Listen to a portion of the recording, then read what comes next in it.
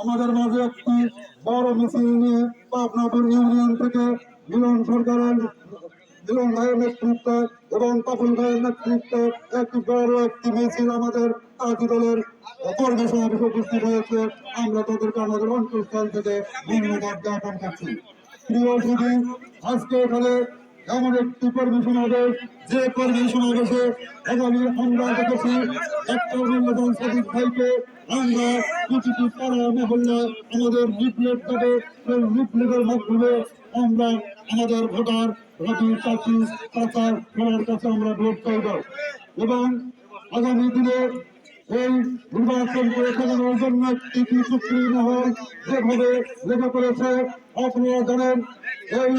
বাংলাদেশে আমাদের লিডার সেই দূর প্রান্ত থেকে একটি কথাই বলেছে যে সংস্কারের সঙ্গে নির্বাচনের কোনো সম্পর্ক নেই। আমরা আগামী দিনে এই নির্বাচনের মধ্য দিয়ে আমরা যাকে আমরা আমাদের এই এলাকায় মেনে দিয়েছে, আমরা সেই সেই ব্যক্তিটি আমাদের মাঝে এতই পরিচিত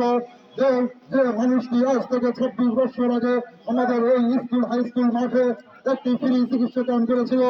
আজকে আমাদের 25 বছর আগে যে শিশুগুলিকে একটি করে ছাতি দিয়েছিল, কলম দিয়েছিল,